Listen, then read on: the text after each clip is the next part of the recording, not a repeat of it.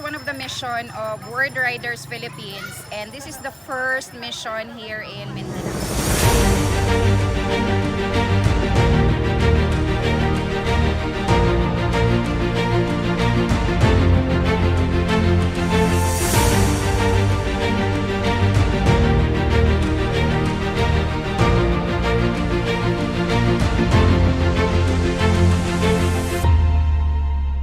Mission is to bring a Bible or to have a Bible in every Filipino home.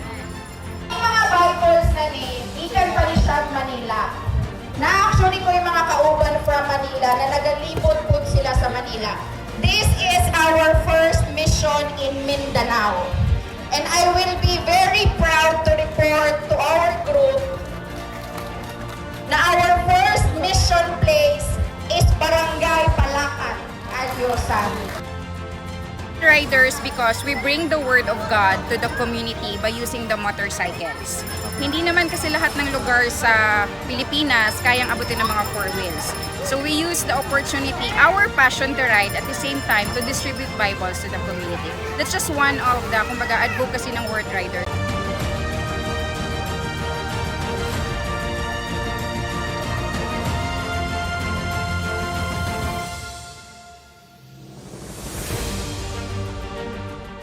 Successful yung ginawa nila sa ngayon sa lugar namin, kahit malayo, andito sila para i-share ang ganito ng mga kagamitan para sa amin.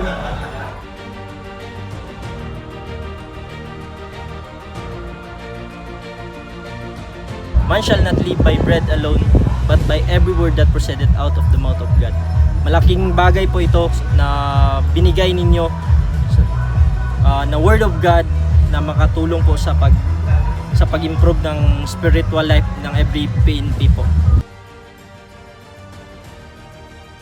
In behalf of Youth of Barangay Palacat, as a youth president, I would like to extend our gratitude and say thank you sa World Riders and then the PNP for giving this book, which is the Word of God.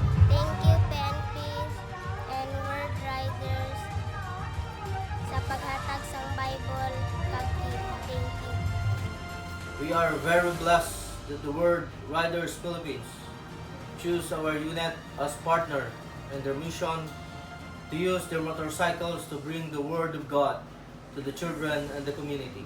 These activities coincide with the revitalized Kasimbayanan of the Philippine National Police and to our regional directors, Service with the Heart.